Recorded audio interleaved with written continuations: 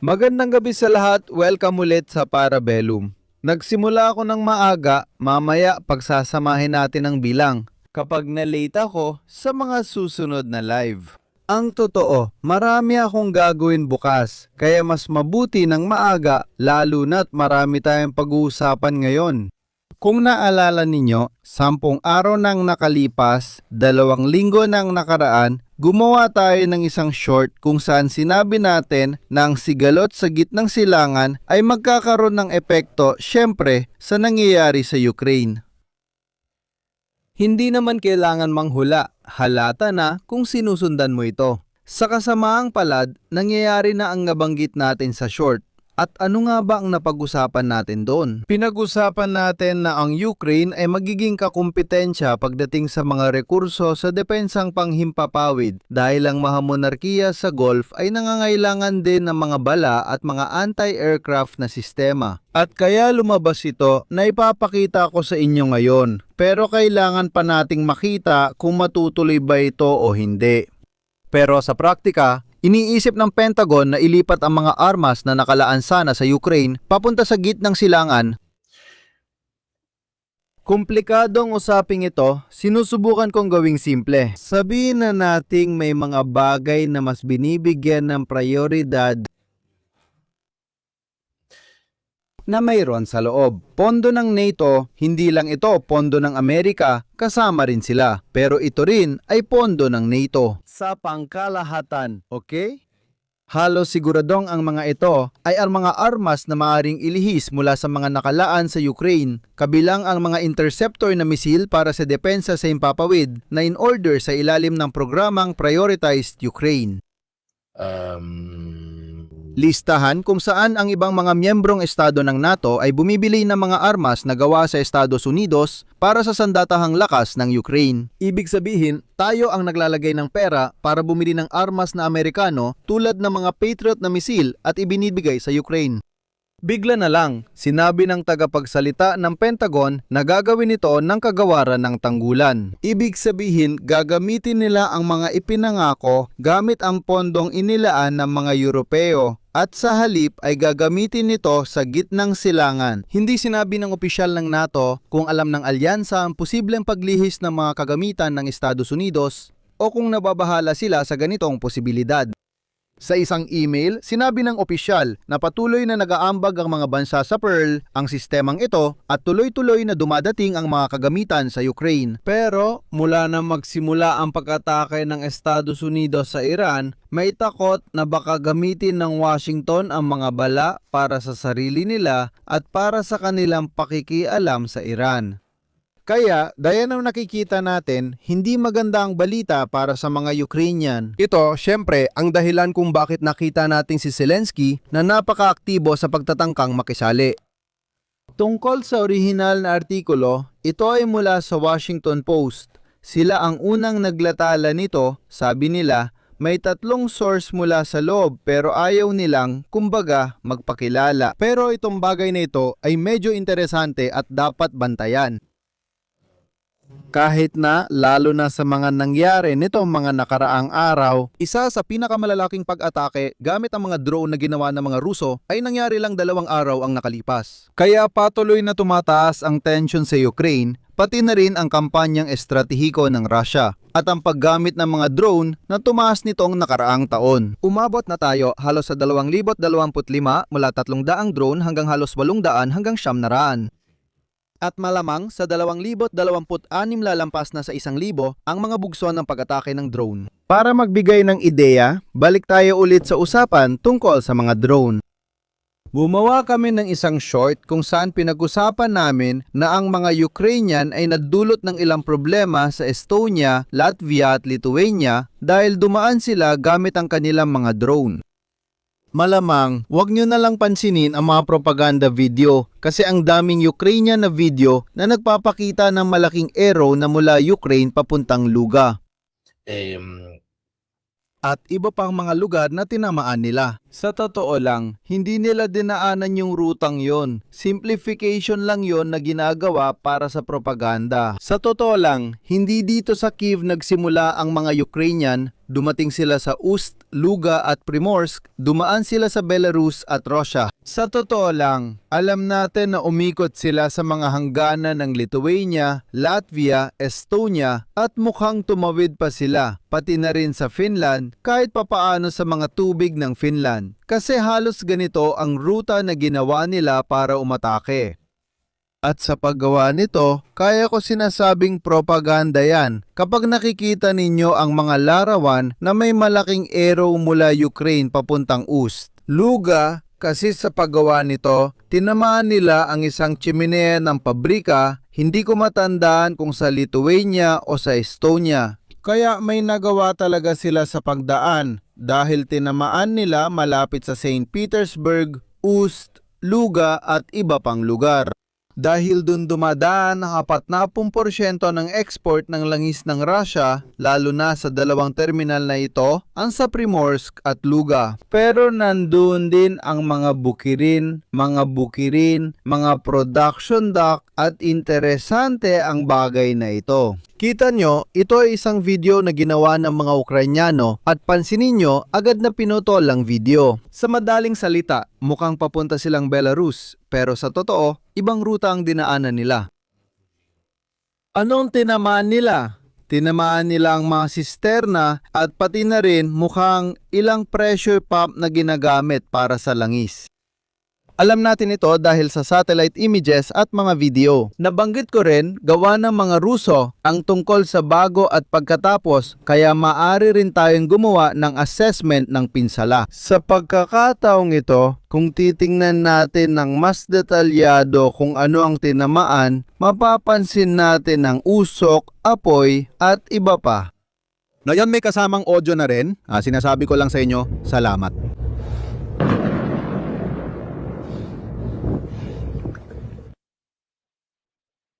Tinaman sila gamit ang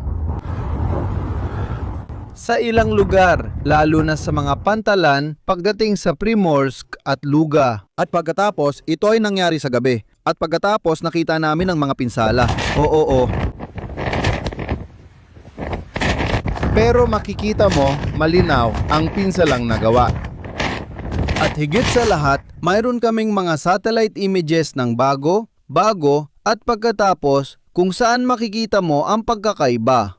Dito, tinama nila halos 5 tangke na, sa totoo lang, patuloy pa ring nasusunog dahil ipinapakita ng mga larawan mula sa NASA firms na apektado pa rin ang lahat. Pagkatapos, unti-unti, nagsisimulang dumating ang mga balita at napapansin din ang iba pang mga bagay.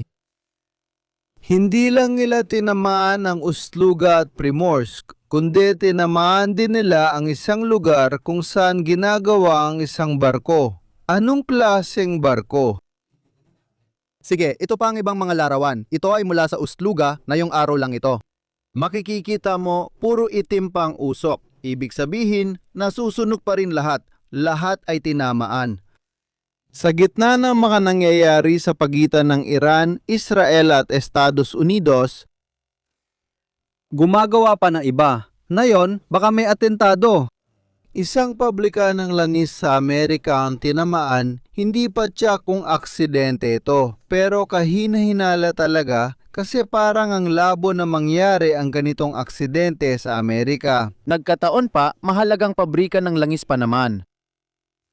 Sa panahon na nangyayari ang mga nangyayari sa gitnang silangan, lalo na kung titingnan mo based sa mga larawan, pero kapag may mas marami na akong oras, ipapasa ko ito sa mga eksperto. Sabihin na nating sa mga eksperto sa pampasabog, mapapansin na parang galing sa loob ang pinsala. Para magbigay ng ideya, gaya ng nakikita mo, medyo nakakapagtaka rin na pati mga Amerikano ay nagkakaroon ng ganitong klase ng aksidente. Aksidente, sabotahe. Hindi natin alam pero lalo na sa ganitong panahon, medyo kakaiba talaga. Nasa Valero Refinery sa Port Arthur, isang malaking planta ng pagpipino ng langis na gumagawa ng 415,000 bariles kada araw.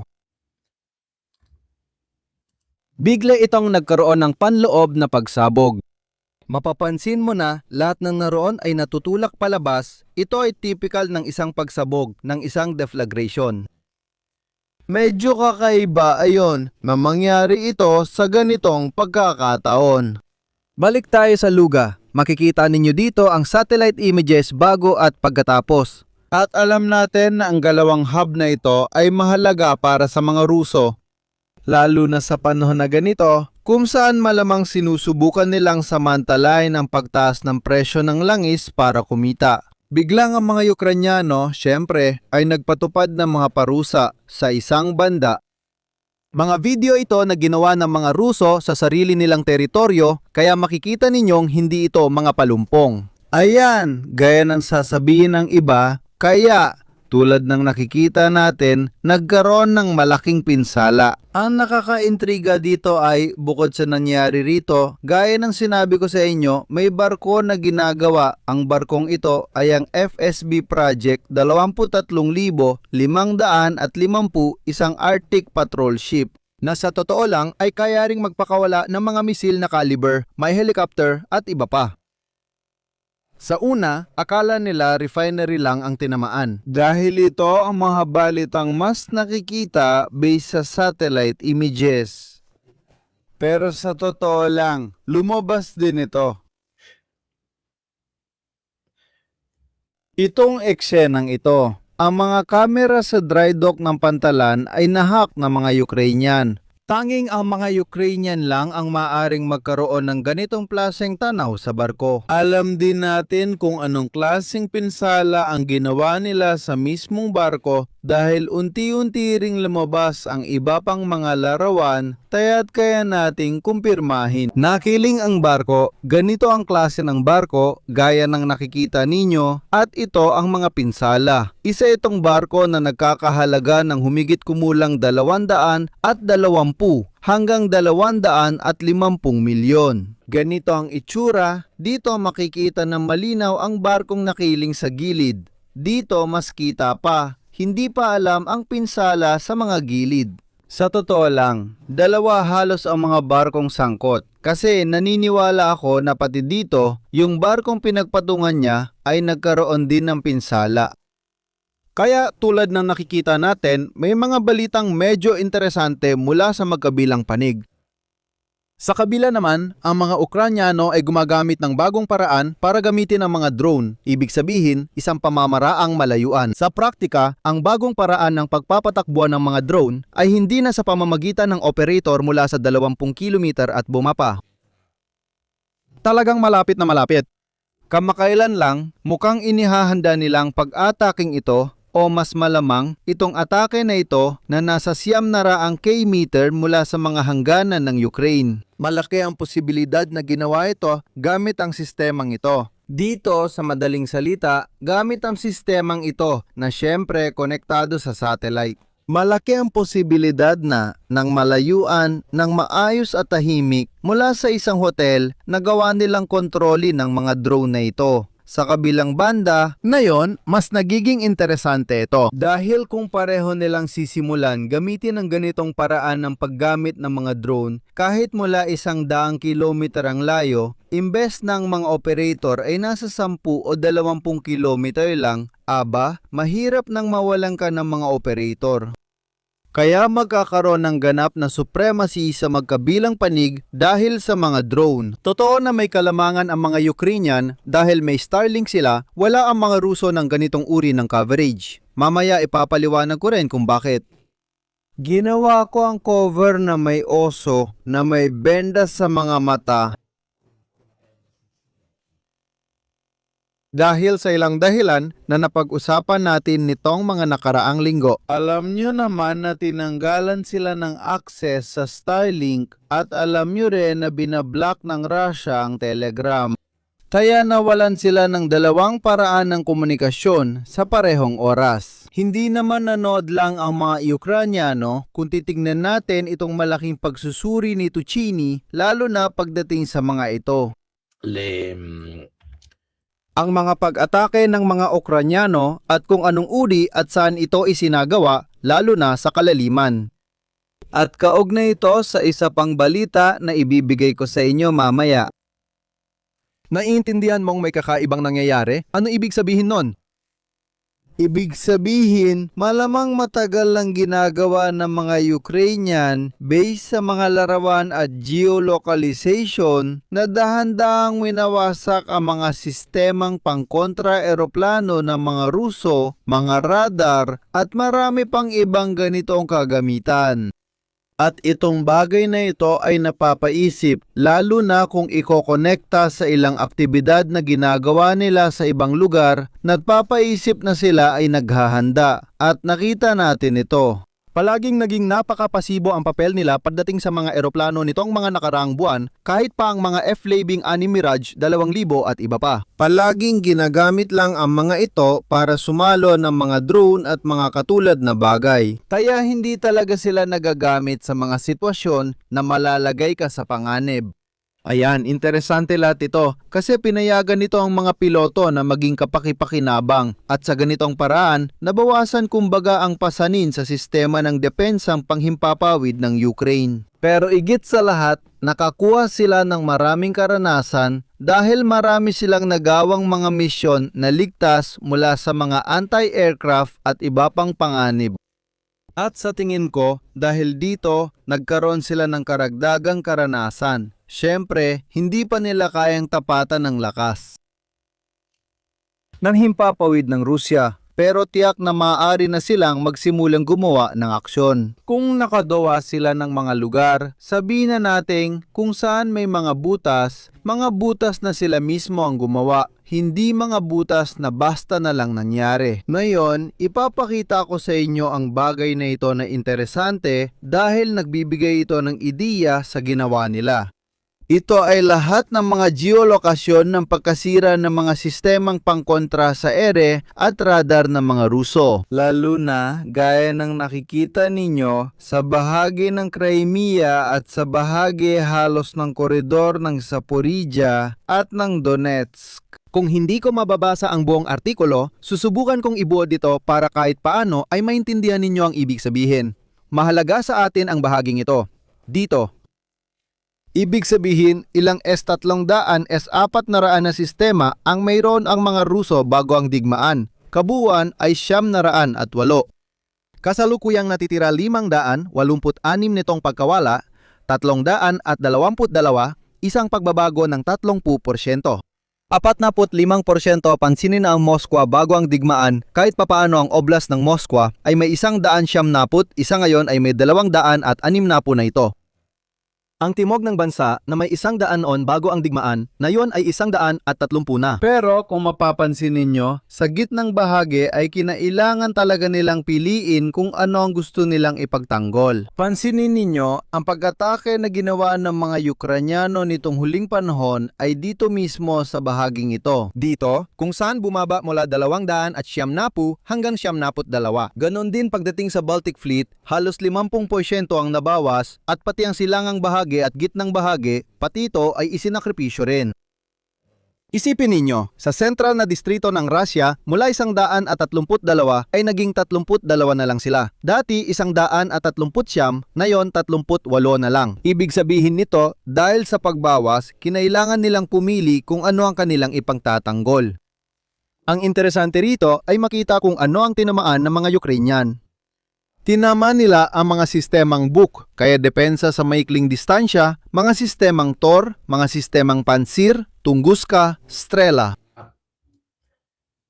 Radar. Maraming radar, DS400. DS400 pwede kang magkaroon ng napakagandang baterya, pero kung walang radar, mga piraso lang ito ng bakal. Radar S3 dan S400 at iba pang mga launcher. Makikita ninyo, matalinong pagpili ito para umatake. At nariyan ang lahat ng kaugnay na mga video na maaari ninyong tingnan, ibibigay ko rin sa inyo ang link. Ang nakaka-interes sa lahat ng nangyayari ay lalo na ito.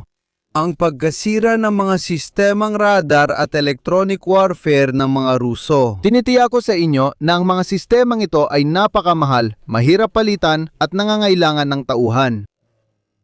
Oo, ang Leningrad ay magiging St. Petersburg. Tingnan mo na lang. Kaya't interesante makita na napakataas ng bilang ng mga nasirang radar. Ibig sabihin nito ay sinusubukan nilang bulagin ang mga Ruso lalo na sa lugar ng Crimea at sa koridor ng Zaporizhia. Dito makikikita rin ang paghahati batay sa uri, long-range air defense. Ibig sabihin, mga depensang panghimpapawid na pangmalayuan, panggitnang distansya, at mga radar system para sa early warning o pagtutok. Dahil medyo interesante talaga ito, dito makikita ninyo ang iba pang datos at maaari ninyong makita ang mga satellite images. Dahil kung iugnay mo ito sa pag-atake sa pabrika ng Cyber Borosho na siya namang gumagawa ng mga piyesa para sa ganitong klase ng mga sistema tulad ng microelectronics at iba pa. At kung iugnay pa natin ito, lalo na sa kamakailang balita tungkol sa kakaibang aktibidad ng Ukrainian Air Force. Napapaisip tayo na malamang ay susubukan nilang gumawa ng isang bagay gamit ang Air Force na ito. Ito ang pangunahing ideya. Nagawa nilang maglatag ng mga kondisyon sa ilang lugar para baka may magawa sila. Ang mga puwersang Ukrainyano ay nagsasagawa ng napakaraming misyon ng pagsasanay, lalo na sa oblast ng Ternopil. Kaya malinaw na nakatanggap din sila ng iba pang mga eroplano at kung mapapansin mo, maraming video na kinukunan ng mga tao tungkol sa mga aktibidad ng mga eroplano na ito. Isa pa, ito nga yun, pero ang tanga mo talaga. Dito makikikita natin ang isang F-16 ng Ukraine na magpapabagsak ng isang drone. Ito ang drone na bera ng Russia na naririnig nating dumadaan. Ang F-16 ng Ukraine. Ang ganitong uri ng aktibidad, lalo na sa mababang altitude, ay nagbibigay ng karanasan sa mga piloto ng Ukraine. Wala silang gaano, pero kung makagawa sila ng mga lugar na may butas sa coverage, baka makakita tayo ng isang uri ng aktibidad maging opensiba bukod pa sa pasibo na nakita natin hanggang ngayon. Kaya susubaybayan natin ang bagay na ito. Sabihin na natin, ang pag-uugnay ng lahat ng datos na ito ay may sinasabi sa atin. Para sa iba pa, gaya ng sinabi ko sa inyo, ang dahilan ng cover ay ang pagsasama-sama ng lahat ng mga bagay na ito. Binubulag nila ang mga ito pagdating sa radar at depensang panghimpapawid. Binubulag ng mga Ruso ang sarili gamit ang Telegram, tapos tinanggal pa sila sa Starlink kaya nanood na lang sila. Syempre hindi. Kumonsulta ako kay Marco Busi at sinabi niya sa akin na sa totoo lang, kung isasaalang-alang ang dami ng mga satellite na inilulunsad nila, hindi nila kayang gawin ang ginagawa ng mga Ukrainyano. Sa Starlink, para bigyan kayo ng ideya, kamakailan lang ay nadiskubre na nagpalipad ang mga Ruso ng 16 na satellite sa mababang orbita at sinusubukan nilang gumawa ng sarili nilang mini Starlink. Dahil hindi naman nila kailangan sa buong mundo, kailangan lang nila ito sa isang particular na lugar. Pero talagang kakaunti pa lang yon para magkaroon ng ganap na saklaw. Kaya, gaya ng nakikita ninyo, sinusubukan nilang solusyonan ang problema na naranasan nila matapos silang maalis sa Starlink. Yung isa pa, sila rin mismo ang lumikha nito, yung usapin ng sensura at nasa Telegram pa rin yon. Itong kakulangan sa impormasyon, dagdag pa ang mga aktibidad ng Ukraine, nagpapaisip na maaring may mangyaring kakaiba. Lalo na mga buwan ng Enero, pero higit sa lahat, Pebrero ang pinakamasamang buwan pagdating sa pag-usad ng mga Ruso mula noong 2024. Sa madaling salita, ibig sabihin ay nagkaroon ito ng malaking epekto bukod pa sa lamig at iba pa na nagpabagal sa lahat. Pero pagdating sa mga pag-usad, Pebrero ang pinakamasamang buwan para sa mga Ruso mula simula ng 2024. Sa totoo lang, kaya't interesante makita kung ito ba ay isa sa maraming salik na dapat bigyan ng timbang. Gaano kalaki ang epekto ng Starlink, ng Telegram o ng aktibidad ng mga Ukrainian? Na hindi lang nila sinisira ang mga radar at anti-aircraft, madalas din nilang sirain ang mga individual na antena, mga repeater at iba pa. Kaya nakikita natin ang isang linya sa harapan. Medyo mabagal ang buwan na ito, kaya tulad ng nakikita natin, sinusubukan ng mga Ruso na solusyonan ang bagay na ito. Hindi sapat ang 16, pero simula pa lang ito para sa kanila. Isa itong bagay na kailangan nating bantayan para makita kung magkakaroon ito ng epekto sa pangmatagalan. Puntahan naman natin ang sitwasyon ng mga Ruso kung saan humina na ang kanilang network. Maaaring mapansin nila ito. Maaaring magsagawa sila ng ilang pag-atake dahil nabigyan natin sila ng ilang mga ginabayang bomba. Karaniwan nilang ginagamit ang mga ito sa Tetkino, sa Hilaga ng Sumi at iba pa. Inihuhulog nila ito na parang mga bombang dumadausdos mula sa ilang 10 kilometro ang layo. Talagang kakaunti ang aktibidad.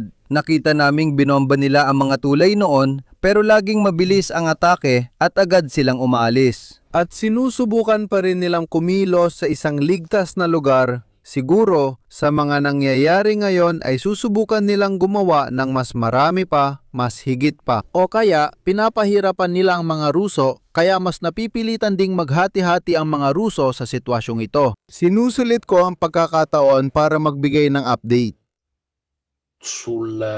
Tungkol sa app na ginagawa namin, ibig sabihin, yung app na may artificial intelligence. Kinakategorya nito ang mga sources at nagbibigay ng impormasyon kung totoo at mapagkakatiwalaan ng source, pati ang paghahati ayon sa uri. Kaya kung ito ay impormasyon tungkol sa aeronautika, pandagat, alyansa o mga bagay na katulad nito, pinagtatrabahuhan pa namin ito. Nasa internal beta pa kami. Siguro mas tama pang sabihing alpha kaysa beta. Magtratrabaho kami ng paraan para maisama rin ang komunidad. Naisip namin ang ilang bagay tulad ng pagbibigay ng ilang access key. Lalo na sa mga taong naging aktibo sa aking Telegram para mag-post, magbahagi ng balita, mag-debunk at iba pa.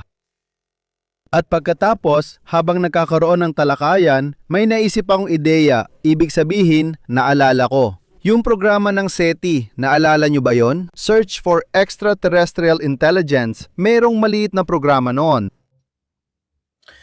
Dahil napakabigat nitong bagay na ito kahit para sa atin, mahirap tayong makalagpas sa isang tiyak na bilang ng mga gumagamit maliban na lang kung makakalikom tayo ng pera. O maliban na lang kung magagawa natin o kahit papaano ay may pamahagi ang bigat ng bigat. Parang sa T-Home. Kaya ano ang ideya? Gumagawa kami ng maliit na software na pwedeng i-install ng mga tao sa bahay na syempre nilagyan namin ng limitasyon sa paraang hindi gagamit ng higit 10 hanggang 15% ng resources ng inyong computer at graphics card kung saan pwede ninyong tulungan ang aming Artificial NG-Keyfi na i-classify ang mga sources. Kaya magaling. Parang isang uri ng group crowdsourcing. Kaya isang grupo ng mga tao, lalo na yung mga mas maraming naitulong sa Telegram, kukunin din bilang panimulang mga feedbacker at para rin sa manual na pagrerepaso. Isipin ninyo na sa ngayon ay meron na kaming higit sa 11,000 na mga source sa loob ng app. At inuuri pa namin ang mga ito. Kung distributed computing gamit maliit na programa, lahat pwedeng tumulong at malaki ang magiging ambag. GPU o CPU, gagawin naming hindi ito magiging istorbo sa mga tao. Baka may nerd din tulad ko na mag-iiwang bukas ang computer para makatulong. Pero ito ay magpapahintulot sa atin na mag-accommodate ng mas maraming user. Kasi isipin mo na kapag lumampas na tayo ng 5,000, napakalaki na ng gastos natin. Gamit ang sistemang ito at tulong ng community, kapag aalis kayo ng bahay kahit ilang oras lang, pwede nyo na itong iwanan. Ang ganitong bagay, kung pag-uusapan, sasabihin ko agad kung may alam kayo tungkol sa mga ganitong bagay tulad ng LLM o distributed computing at gusto nyong tumulong, mag-email lang kayo sa akin at ididiretso ko kayo sa technical team. At kung makita nila na magaling kayo at makakatulong, welcome kayo. Ano pa, kung pupunta kayo? Sa description, nilagay ko ang link pareho sa website ng app kung saan kami nagpo-post ng mga update at pati na rin kung gusto ninyong magsumite ng inyong aplikasyon kumbaga para makapag-ambag o makatulong kahit sa ganitong paraan. Sa technical na aspeto, sinisiguro ko sa inyo na talagang interesante itong bagay na ito. Kasi habang nag-uusap kami, naisip ko, grabe, paano kung gumawa tayo ng distributed computing imbes na bumili ng malaking server at humingi tayo ng tulong sa mga tao? At doon ko naalala itong lumang proyekto ng SETI at halos ibinalik namin ito. Araw-gabi nila itong pinaghirapan at magiging kawili-wili ito. Salamat! Dito ninyo maaring subaybayan ang website ng OSINT Intelligence. Kaya, ano sa tingin ninyo? Isasali namin kayo mula sa technical na aspeto at sa pagbibigay ng feedback. Pero higit sa lahat, kung makakatulong kayo sa distributed computing, magiging bahagi rin kayo. Mayroon ding leaderboard, kaya magkakaroon ng puntos. Para sa mga maunang makarating, mag-iisip kami ng isang bagay. Siguro magla-live kami kasama ang 3 nangungunang kontributor. Sa ganitong aspeto, baka mag-dinner tayo na magkakasama o isang bagay na katulad nito. Ito ang unang proyekto sa Italia ng distributed computing at AI kung saan magkasama ang komunidad at content creator. Sinasuri ang mga sources parehong mano-mano gamit ang tulong ng inyong mga computer at syempre sa pagpapabuti ng mga parameter ng artificial intelligence. Hindi ko akalain na may gumagawa rin ito sa Italia, kaya ipinagmamalaki ko talaga ito. Punta naman tayo sa mga nangyayari sa aktwal na lugar. May ilang bagay na nangyayari, hindi sa lahat ng lugar. Sa Vovchansk, makikita nyo na ang mga palaso ay pataas pababa. Nagkaroon ng mga paglusot ng mga Ruso papunta sa Vilcha at nagkaroon din ng mga kontrapaglusot ang mga Ukrainian. Sa totoo lang, wala namang naging malaking pagbabago sa sitwasyon dahil wala namang nadagdag na mga unit mula sa magkabilang panig. Sa hilaga ng Kupiavovchansk, patuloy na pinapalawak ng mga Ruso ang bahaging iyon ng lupa na malapit sa hangganan ng Ukraine at Russia. Pero kahit na nag-ipon sila ng ilang unit sa lugar, gaya ng nakikita ninyo, ilang mga rehimento at pati na rin isang motorisadong dibisyon. Wala namang masyadong nangyayari. Pansinin ninyo na habang tahimik at dahan-dahan, naghuhukay ang mga Ukrainyano ng mga sistema ng trinsera, mga hukay na panlaban sa tangke at iba pa. Kupiansk. Hindi masyadong pinag-uusapan ng Kupiansk kasi wala namang masyadong nangyari doon. May mga paglusot ng mga Ruso mula silangang papuntang kanluran pero sa huli wala namang naging tiyak na resulta. Kaunti lang talaga ang aktibidad sa magkabilang panig kasi makikita pa natin. Ang mga Ruso ay naglipat ng maraming unit lalo na sa 3 direksyon, yung sa Siversk at Liman, sa pangkalahatan yung sa Donetsk at syempre yung sa Zaporizhia. Kumukuha sila ng mga resources mula sa ibang mga front at kaya bumababa ang potensyal ng pag-atake. Ito ang mas malawak na pananaw sa sitwasyon sa paligid ng Kupiansk. Pagkatapos, lumalawak ang mga Ruso, nakarating na sila sa tulay sa harap ng Oskil. Pero nananatili pa rin itong makipat na bahagi na lalong pinagtatalunan nila. Ang pinakakagiliw-giliw na bahagi naman ay nangyari sa Liman. Ilang araw na ang nakalipas, nagkaroon ng mekanisadong tangkang pagsalakay ng mga Ruso gamit ang mga 100 sasakyan, kabilang ang BTR-80, BTR-80A at Quad, motorsiklo at kung ano-ano pa. Sinubukan nilang gawin ang 2 bagay. Una, tinamaan nila ang dam sa likod ng Liman na interesante. Sinusubukan nilang ihiwalay gamit ang kinatawag na shaping. Ibig sabihin ay pinipigilan nila ang mga Ukrainyano na dalhin ang kanilang reinforcement sa mga puntong koneksyon. Kaya ang kalsadang nag-uugnay sa Liman at Sloviansk ay matatagpuan sa hilagang kanluran ang tulay na nag-uugnay sa Jampil sa mas timog na bahagi. Kaya makikita nating nagsusumikap talaga sila.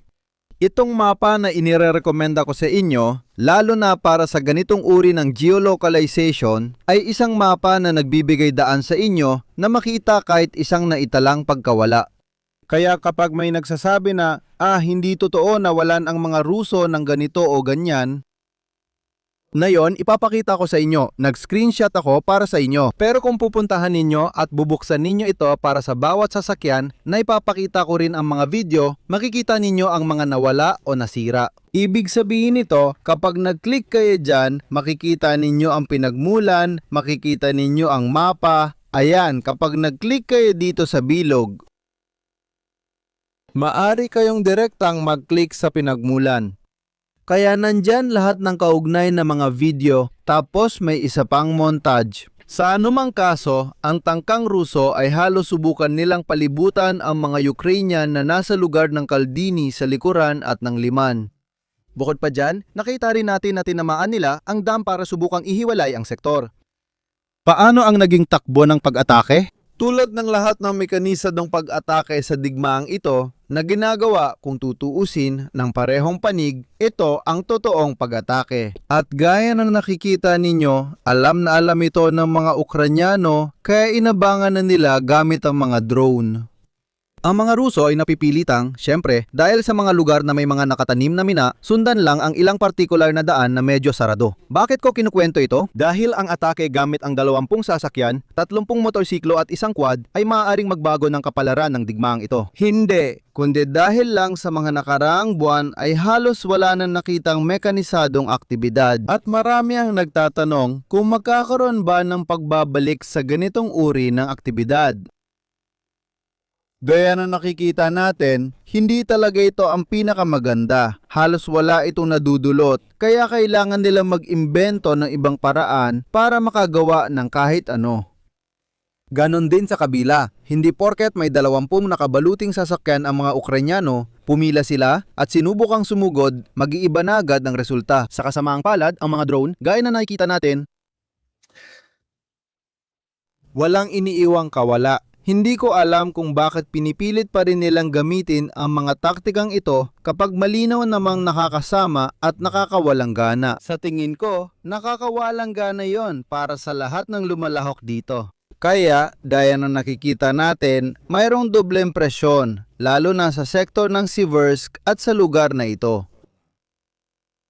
Sa paligid ng Liman, ang interesante dito ay ito ang pag-atake yung nakita natin sa video gaya ng nakikita ninyo sa hilagang kanluran ng Liman.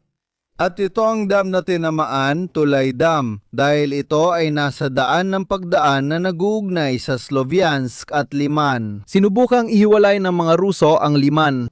At malamang sinusubukan nilang lampasan ito mula sa likod o ikutan ito. Ang pinakahuling layunin, malamang, ay makarating sa likod ng Sloviansk mula sa ibang direksyon. Ito ang video ng pag-atake ni Frato, video na gaya ng nakikita ninyo na may mga glide bomb na inilatala ng mga Ruso. Hindi ko alam kung mga glide bomb o mga drone, hindi masyadong malinaw. Hindi ako naniniwala na ang Tulay, sa tingin ko ito ay naayos na. Parang sa ika-1,000 pagkakataon at gaya ng nakikita ninyo, baka nga ang Tulay ay ginawa lang ng minadali para lang magbigay ng ideya ang tulay sa Siversky Donetsk.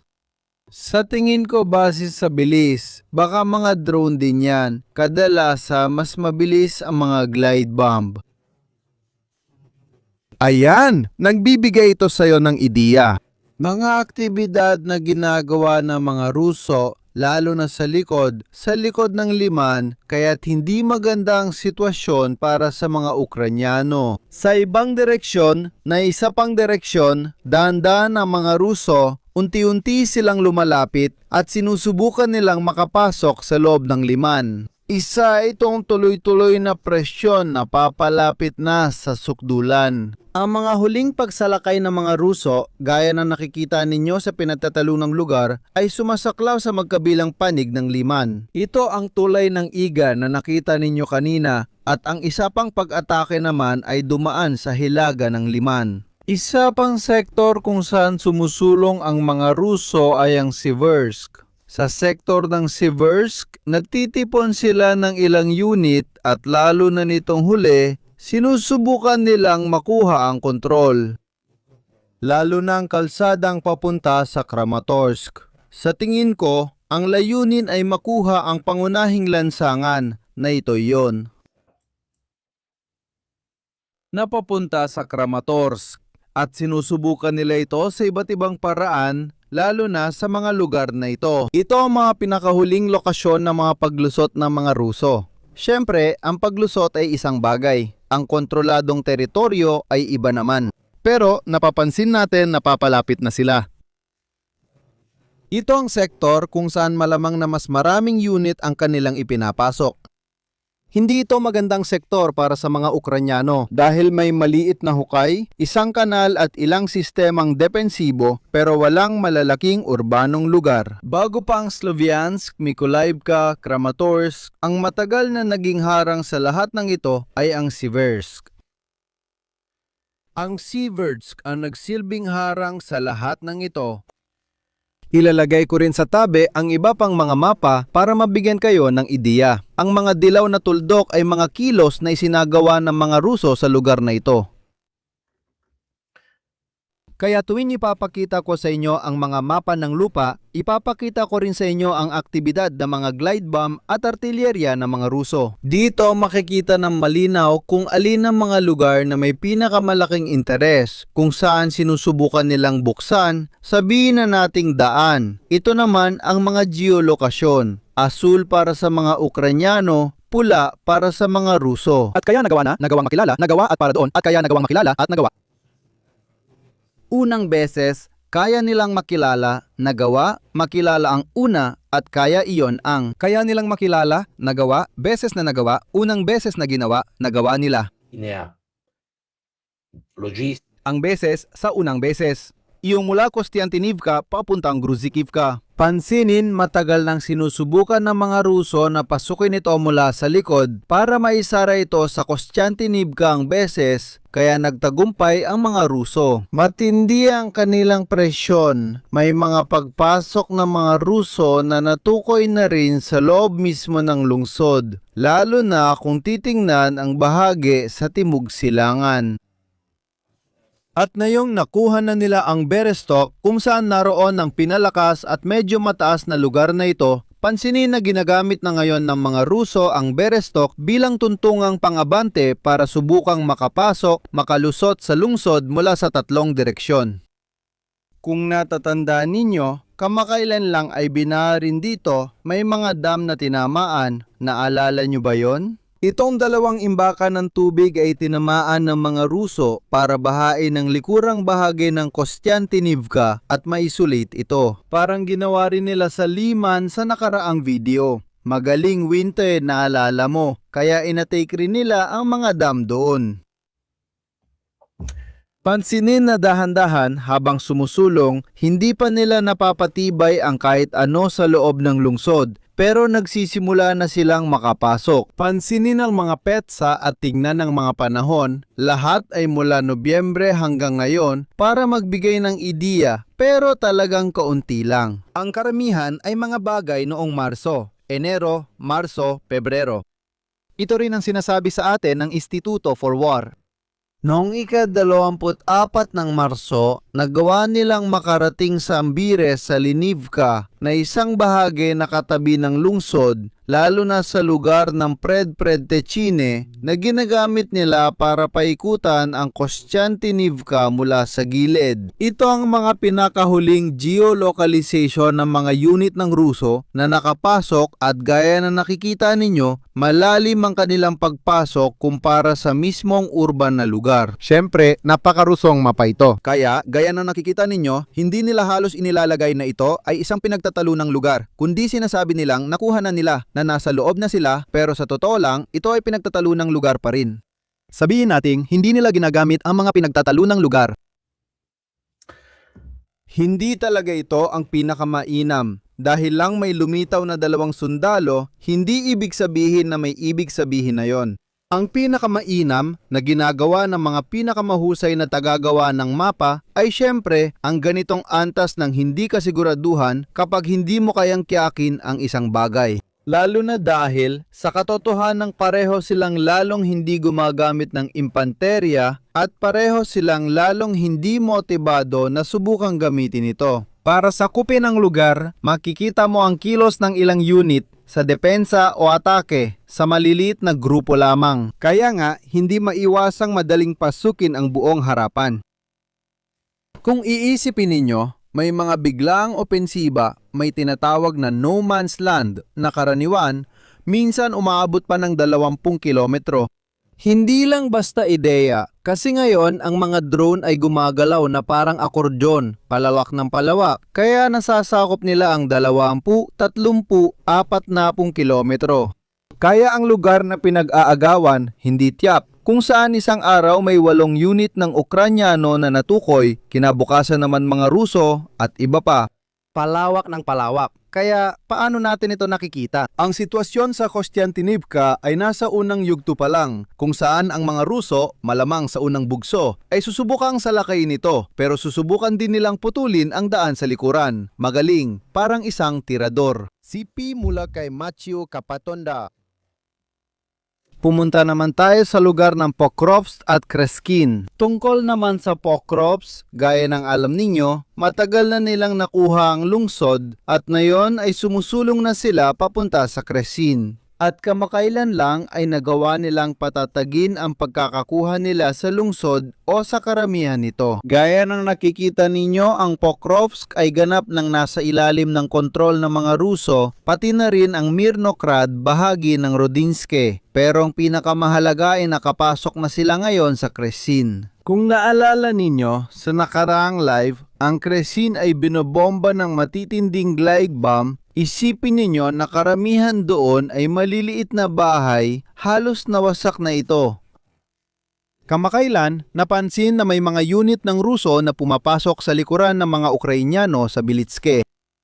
Kaya ano sa tingin ninyo? Itong nakausling bahagi, nakausli, sa banda ng Pokrovsk, Kressin, Rodinske at Bilitske, hindi ba't hindi talaga maganda ang kalagayan ng pamumuhay doon? Malamang kailangan muling ilipat ng mga unit ng Ukrainyo ang kanilang pwesto sa Dobropilya na dati ring naging sentro ng command. Para sa mga Ukrainyano, ito na ang mga huling geolokasyon. Para naman sa mga Ruso, dito sa bahaging ito, na gaya ng nakikita ninyo, halos nakuha na nila ang buong Kressin, mas nagiging komplikado para sa kanila ang sumulong pagkatapos nito. Gaya ng nakikita ninyo, may mga lawa, maraming kalsada at bukirin, kaya kakaunti lang ang mapapakinabangang lupa rito. Kaya, gaya ng nakikita natin, may kaunting aktibidad at interesante ring mapansin na mababa pa rin ang kabuuang antas na aktibidad. Gusto kong ipakita sa inyo ang isang bagay na interesante mula sa pananaw ng estadistika tungkol sa mga nakita natin sa nakaraang 3 o 4 na buwan ng digmaan. At ito ay ang katotohanan na. Tignan ninyo ang mga kulay. Kapag mas madilim ang kulay, mas maraming unit ang nasa ganong uri ng harapan. Habang papalapit sa puti, mas maraming unit sa sektor na iyon. Sige, halimbawa, ang puti ay Marso 2026. Ang beige ay mga bandang Setyembre hanggang Enero, Setyembre 2025 hanggang Enero 2026. Kung mapapansin ninyo, makikita ninyo ito sa mas mahahabang puting guhit. Ang karamihan sa mga unit ng Ruso ay inilipat sa mga sektor ng Kramatorsk. Kaya buong lugar ng Siversk at Donetsk at Zaporizhia, ito ang mga pangunahing sektor. Ang Kupiansk ay ganoon hanggang mga Oktubre o Nobyembre ng nakaraang taon. Kaya nakikita natin ang pagtuon ng mga resources lalo na sa Donetsk.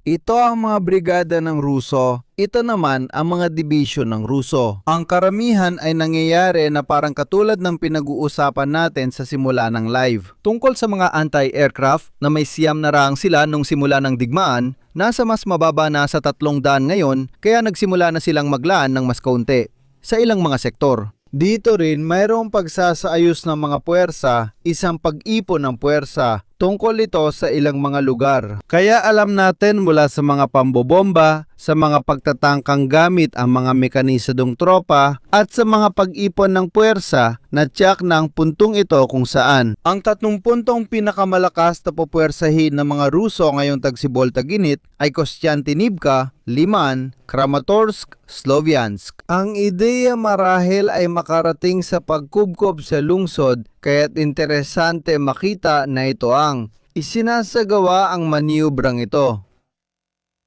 Kaunti o halos wala namang nangyayari pagdating sa lugar ng Sumy. At malamang na sinusubukan nilang magtipid sa ibang mga lugar na naging hindi na masyadong aktibo. Sabihin na nating kung gagawa tayo ng buod ng pangkalahatang intensyon ng Russia, sa ngayon, ganito ang ideya. Kunin ang Kostiantynivka mula sa dalawang gilid, makarating sa Druzhivka at higit sa lahat, subukang makuha ang kalsadang ito para makarating agad sa Sloviansk. Bakit sa Sloviansk? Dahil imbes na harapin ng diretso ang Liman o subukang palibutan ito, gaya ng sinubukan nilang gawin sa pamamagitan ng mekanisadong pag-atake na pinag-usapan natin 10 minuto nang nakalipas, kung makuha nila ang Mykolaiivka at ma-isolate ang Liman sa pamamagitan ng pagsira sa mga tulay, magiging imposibleng ipagtanggol ng mga Ukrainian ang Liman. At mapipilitan silang umatras dahil gusto rin nilang palibutan ang Liman mula sa Hilaga. Dahil kung makarating sila sa lugar na ito, mapuputol nila ang isang mahalagang ruta ng supply papuntang Sloviansk dahil ang Sloviansk ay magkakaroon ng 1, 2 at 3 rutang masasaklaw. Ibig sabihin nito, lahat ng mga drone ng Russia na makakapwesto, ang mga operator ng drone sa lugar na ito ay halos tiyak na atakehin ang rutang logistika na ito. Kaya magiging sentralisado ang lahat at nasa ilalim ng putukan. Ito ang layunin ng Russia para sa 2026 sa lugar na ito, subukang makuha ang Kramatov, Sloviansk, Kostiantynivka at Liman. Mukhang lahat ng puwersa o kahit papano ay binibigyan nila ng prioridad ang mga opensibong pagsisikap sa mga lugar na ito. Kaya makikita natin kung ano ang magagawa nila. Sa ngayon, lahat ay talagang mabagal. Kung titingnan natin ang mga pagsulong na nangyari sa panahong ito, mapapansin natin na ito ang pinakamasamang panahon sa halos 2 magkasunod na taon ng opensiba ng Russia. Dito makikita kung ano ang ayos ng pag-usad sa kilometrong kwadrado noong Oktubre 2023 at sa buong 2024 nanatili silang nasa opensiba. Nagpatuloy sila noong Mayo-Hunyo gaya ng makikita ng 2025 tapos papunta na sa mga buwang taglamig Nobyembre-Disyembre, Marso. kasalanan din ng panahon, kasalanan ng Starlink, kasalanan ng Telegram, kasalanan ng napakaraming salik. Pero interesante makita na hindi sila ganon kasama tulad noong Marso 2026 gaya ng halos Disyembre 2023. Ibig sabihin, para magbigay ng ideya, mula pa noong panahong yon, hindi ganon kakakaunti ang nakukuha nila. Ito ay interesante. Interesante rin na ilagay, magaling na naalala ninyo, ang usapin ng pagtaas ng mga komersyal na alok para sa pagre-recruit. Pero hindi pa nakita ang ganito kaliit na pag-usad pagdating sa teritoryo mula Disyembre 2023. Makikita natin kung ano ang mangyayari pa. Kaya, tulad ng makikita natin, patuloy pa rin silang nakakakuha ng teritoryo sa pangkalahatan. Halos kahit saan pero sa kabagalang hindi nakita sa loob ng 2 taon. Kaya kombinasyon ito ng ilang mga bagay. Pati na rin ang nagilong panahon ay hindi talaga nakatulong sa opensibang aktibidad ng mga Ruso. Di Hulay Pole, Isama mo rin na ang mga nakuha nilang teritoryo ay naapektuhan din ng kontra-infiltrasyon ng mga Ukrainyano na nagawa nilang pagtibayin ang ilang bahagi ng lupa at nagawa rin nilang lumikha ng iba pang mga lugar na pinag-aagawan at unti-unti nitong nabawasan. Mga 200 kilometro kwadrado ng teritoryo na maling inakala ng mga Ruso na napagtibay na nila. Kaya dapat bantayan din ang mga ganitong bagay. Ipakikita ko sa inyo na ilang mga tagagawa ng mapa Kabilang na ang isa na kilalang kilala sa pagiging mapagbigay sa mga Ruso, pati siya at iba pa ay nagsimulang mapansin ang mga nangyari sa lugar, lalo na sa hilaga ng Juliaipol. Kaya sa madaling salita, inamin nilang hindi ito kontraopensiba ng Ukraine, pero kahit paano, may mga baryong nabawi ng mga kontra-atake. At hindi maiwasan, ang lugar na pinagtatalunan ay umatras ng kaunti. Pagkatapos ay may nakuha pa silang isa at muli, ang lugar na pinagtatalunan ay umatras ulit ng kaunti. Kaya parang isang uri ng maliit na opensiba ito na isinagawa sa loob ng ilang buwan gamit ang maliliit na grupo na dahan-dahang nabawi ang sunod-sunod na mga baryo. Pero mahirap talagang tawaging opensiba dahil lahat ay nangyari ng paunti-unti sa isang napakabagal at dahan-dahang paraan. Pero ang naging resulta sa huli ay nakuha nilang mabawi ang kabuuang 19 na mga baryo. Kung tama ang pagkakaalala ko at kaunting lupa. Sa huli, nawala na mga posisyon ang mga Ruso. Makikita rin, nag-uukit pa sila ng bago mga posisyon sa timog ng Juliaipol. Sige, dumako rin tayo sa iba pang bahagi ng pangkalahatang sitwasyon. Sabihin na nating lalo na tungkol sa lugar ng Ternovek na siyang medyo mas nasa. Ang mga mapa na nagpapakita sa atin, lalo na ng mga aktibidad ng pambobomba, nagbibigay sa atin ng ideya kung saan kikilos ang mga Ruso. Naalala nyo ba nung umakyat sila sa Kresin, Trapokros, Mirno, Harad at iba pa? Heto, tingnan nyo mabuti, pula ang mga pambobomba hanggang sa katapusan ng 2025.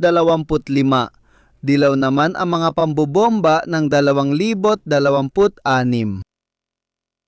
Kita na agad kung saan sila tumutungo. Tingnan nyo ang lugar ng Yudakni. Salamat. Kaya sinusundan din natin ang mga bagay na ito para maintindihan ng kaunti kung ano ang aktibidad. Ito ang Pokrovsk, ito ang lugar ng Udatni. Umakyat sila eksakto sa kahabaan ng lugar na ito ng pambobomba. Kaya dito talaga matindi. Bawat tuldok ay isang glide bomb, hindi biro. Talagang matindi ang aktibidad dito. Kaya makikita natin ang lugar kung saan nagtagumpay ang mga Ukrainian dahan-dahan sa pamamagitan ng maliliit na kontra-atake na mabawi ang iba't ibang mga baryo. Kaya inilipat nila, gaya ng nakikita, ang lugar na pinag-aagawan. At ito ay interesante dahil habang sinusubukan muli ng mga Ruso sa pamamagitan ng iba pang mga paglusot din nila na pumunta sa kanluran lampas sa Ternovate, sinusubukan ng mga Ukranyano na makapunta sa likuran ng posisyon ng mga Ruso sa Juliaipol. Interesante ito dahil kung magtagumpay ang mga Ukranyano na makarating. Sa paligid ng lugar na ito, lalo na sa pagitan ng Beresove at dito, Mahihiwalay nila ang mga Ruso. Sa kalsadang ito, kalsada na, gaya ng nakikita ninyo, mula Velika Novosilka ay tumatawid sa lahat. Yun lang ang meron, wala nang iba. ang kalsadang pahalang mula Velika Novosilka hanggang Juliaipol ay patungong Silangan Kanluran.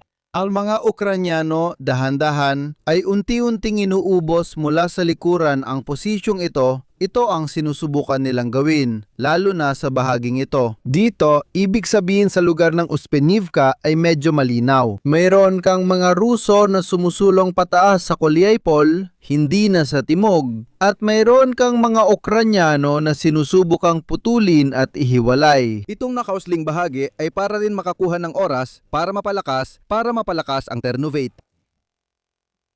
Samantala, ang mga Ruso na naunawaan na sa hilaga ng Juliaipol ay may matinding paglaban at maraming kontra-atake mula sa mga Ukranyano ay nagsimulang maglipat ng mga unit. Doon sa timog ng Juliaipol para subukang makakuha ng teritoryo sa kabilang panig dahil kung hindi, mahaharap mo ang Juliaipol sa isang gilid at mahaharap mo rin ang mga Ukranyano sa kabilang gilid, kaya mo. Siyempre, sa digmaang ito, napakahirap gawin ang mga ganitong bagay dahil parehong ang mga Ukranyano at mga Ruso ay gumagalaw ng sobrang bagal para maglipat ng mga unit. Dito makikikita pa ng mas malinaw, Ang mga Ruso ay sumusulong papuntang Ternovate at sa kanluran ng Juliaipol. Ang mga Ukranyano ay sumusulong papuntang Spenivka.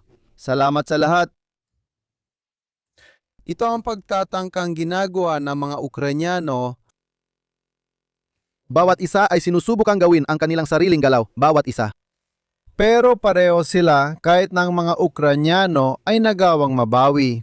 150-200 km quadrati. Sa lugar na ito, paisa-isang bahagi. Pero inabot pa rin sila ng 2 buwan at kalahati. Sa 2 buwan at kalahati, hindi ka makakagawa ng pagkubkob, hindi ka makakagawa ng mga bitag, walang mga bitag. Sa ganitong paraan, makikita mo talaga kung paano ang lugar. Para sa mga Ruso ay mas lantad mula sa bahading ito, kaya makikita natin kung ano ang mangyayari. Kaya sa isang banda, may mga Ruso na sinusubukang sumulong sa kanlurang gilid ng Kuliay-Pole para makarating sa likuran ng Orekiv. Parang chain reaction ang pagdating ng bawat isa.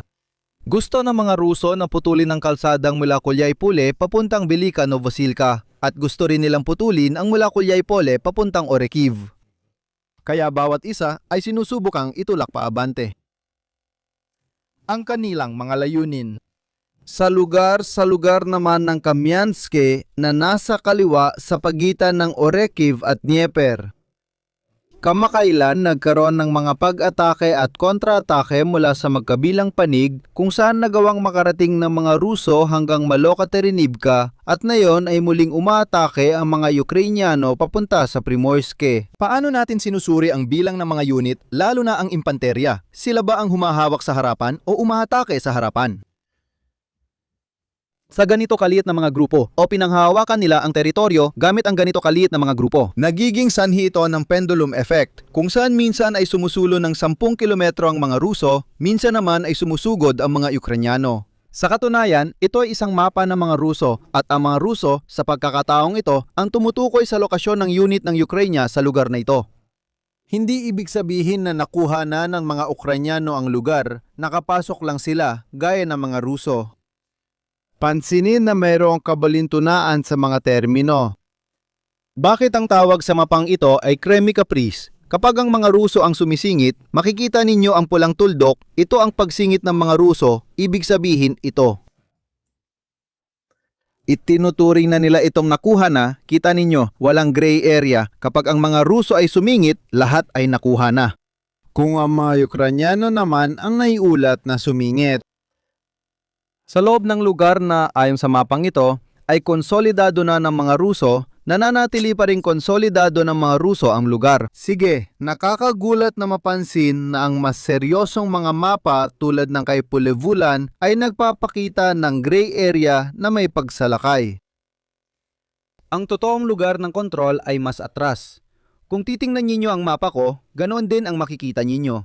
Maganda makita ang ganitong dobleng pamantayan ngayon. Pero ang sinasabi ko, kung gagamitin mo ang isang paraan at bumalik ito laban sa'yo, pwede mo bang itusok ang bandila ng Ukraine sa loob ng teritoryo? Na sinasabi mong konsolidado na, ibig sabihin nakakatawa na.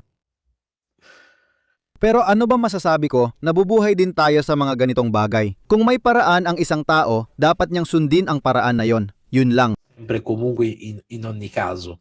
Magpapakita ko ng halimbawa kung paano namin minap ang mapa ni Orsi. Hindi ko alam anong mapa ang sinusundan niya. Crime caprice ito at kung gagamitin mo yon, grabe talaga. Diyan makikita ninyo ang konsolidadong lugar-lugar kung saan alam mo kung sino ang naglalaban. At medyo malawak ito kasi imposibleng matukoy, kaya walang double standard para kanino man ito ang paraan. Mapapansin na karamihan sa mga mapa ay nagpapakita lang ng unit ng Ruso o Ukrainyano. Ang mga mapa ng Ukraine ay nagpapakita lang ng mga unit ng Ruso. Ang mga mapa ng Ruso ay nagpapakita lang ng mga unit ng Ukraine. Sa tingin ko, kami ang kabilang sa iilang nagpapakita ng lahat ng unit. Kami at ilang iba pang mapa. Ipinapakita namin ang lahat at walang delay sa pag-update ng isang bahagi o ng kabila. Hindi kami namimili o nagbibigay ng pabor sa kahit sino, wala kaming pinapanigan dito. Sa ganitong paraan, kaya mga Gino, bukod sa mga balitang ito, masasabi nating hindi naman ganun karami ang nangyayari sa front. Pero gaya na nakikita ninyo, nandyan pa rin lahat ng balita tungkol sa mga galaw ng mga Ruso. At pati na rin kung saang lugar nagpapahiwatig ito. Malamang sa Abril, Mayo, mas malamang sa Mayo, magsisimula silang kumilos. May mga kilos din ng Azov. Naglalagay din ako ng maraming paksa na minsan hindi ko na nababanggit sa live. Para hindi kayo mainip, makakakita rin kayo sa loob ng maraming iba pang mga sanggunian na tumatalakay din sa ibang mga issue na maaaring hindi ko na ilalagay dito. I-share sa live. Bakit sila kakaunti? Pero kung interesado kang makita kung saan kumikilos ang Azov, saang panig o mga bagay na ganon, maraming mga galaw sa loob. Pati sa mga unit ng Ukraine, may mga galaw din sa loob. Dahil nararamdaman din siguro nila kung saan mangyayari ang pinakamalakas na atake, kaya inaasahan din nilang kailangan nilang ilipat ang kanilang mga reserba sa lugar na yon. Iminumungkahi kong sundan nyo, lalo na si Unit Observer, na palaging mahusay ang trabaho. Hindi pa namin siya nahuling nagsabi ng mali o nagkamali. Tukol naman sa galaw, pansinin ng Azov ay pinapadala sa sektor. Ang corps ng Azov ay nasa sektor ng Pokrovsk at ang ika-33 mekanisado ay ipinapadala paakyat ng Siversky-Liman. Dahil doon pinakamalakas ang pagtulak ng mga Ruso. May ilang unit na inaatras mula sa Kupiansk dahil wala namang malaking aktibidad doon nitong mga nakaraang araw habang dumarami naman ang aktibidad sa hilaga ng Pokrovsk. Dito naroroon ang ika-12 Brigada Azov at halos lahat ng brigada na kabilang sa korpus ng hukbo ng Azov, ang ika-14 na Brigada Tserbona-Kalina, ika-20 Brigada Lyubart, ika-4 na Rubish, at ang unang Brigada Burevil. Sa madaling salita, narito ang buong korpus ng hukbo ng Azov nakapwesto sa pagitan ng Rodinske, Dobropilya at iba pa. At hindi rin nagkataon, sa panahong ito dito nagkakatipon ng maraming unit ang mga Ruso. Tingnan natin ang mangyayari mga Gino. Ito ang pangunahing aktibidad. Sa lugar, gaya ng ipinangako ko sa inyo, nilagay ko rin ang mga link ng ibang mga mapper, pati na rin ng mga may malinaw na kinikilingan. Sabihin na nating si Bahas na Makarusya kung saan ikinukwento rin nila ang uri ng opensibang iyon ng Ukraine.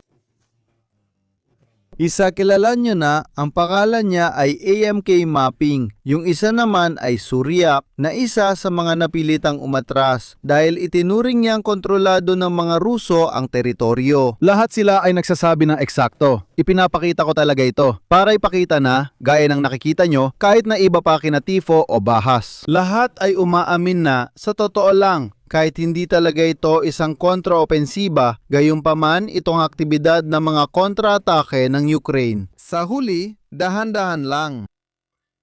Sabi ni EMEC Mapping, mga 288 kilometrong parisukat sa lugar na ito na nasa hilaga na Kolepole. At sabi naman ng Suryak Maps ay 275.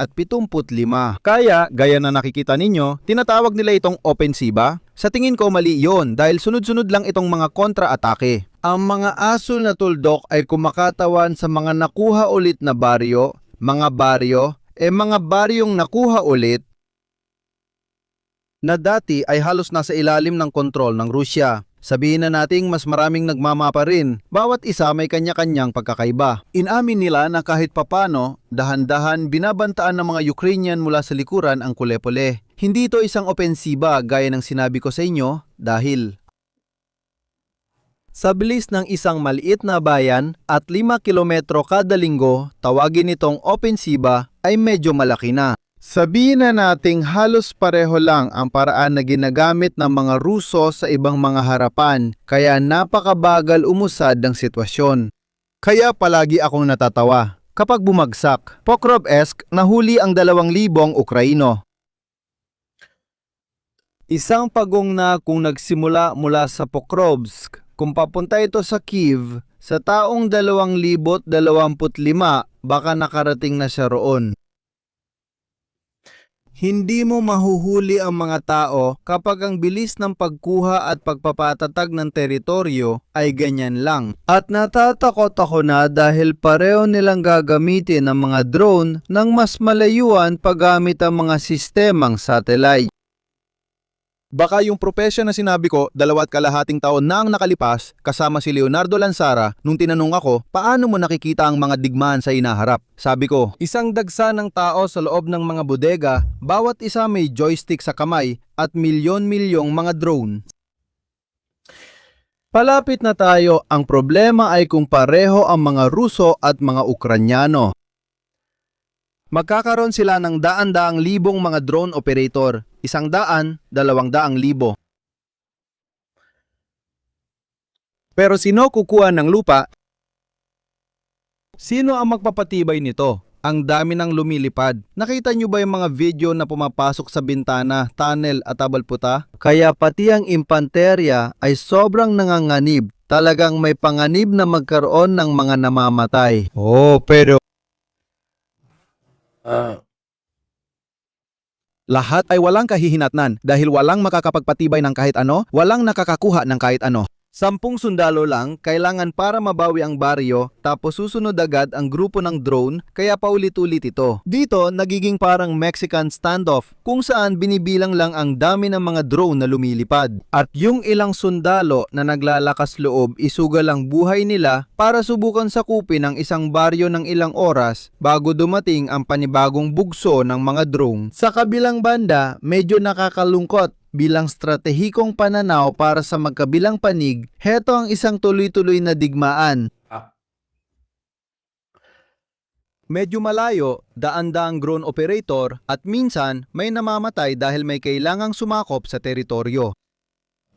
Baka tama si Zalugini noong sinabi niya, mga 2 taon at kalahati na ang nakalipas, na kung walang may iimbentong bago sa teknolohiya, walang paraan para mabasag ang status quo ng digmaang ito. At inuulit ko, yung mga nag-iisip na ang digmaang ito ang magiging modelo ng mga susunod na digmaan na lalabanan sa eksaktong parehong paraan, hindi ganon. Ang digmaan sa pagitan ng China at Amerika ay malamang nalalabanan lalo na sa himpapawid at dagat. Ito ay kakaiba dahil sa mga kakulangan ng bawat isa. Isang maayos na hukbo na may lakas sa impapawid at mga misil at ibeputa ay hindi aabot sa ganitong uri ng pagkakatigil. Kakaibang sitwasyon nito na bunga ng maling hakbang ng mga Ruso na nag-aksaya ng yaman noong unang taon ng digmaan. Kaya kinailangan nilang magmobilisa at magdiskarte. Ganon din ang mga Ukranyano na nag-improvise sa pagbuo ng hukbo sa emergency na sitwasyon. Kung pareho silang kumpletong armado gaya ng inaasahan sa mga Ruso, balikan ninyo ang live natin kasama si Kolyo sa Stirpe. Tungkol naman sa mga pagkakamali sa pagtantya ng mga Europeo, Amerikano at pati na rin ng mga Ruso, saan sila nagkamali? Pareho ng pananaw ang mga Amerikano at Ruso. Ibig sabihin, inisip nilang tatagal lang ng ilang linggo ang mga Ukranyano.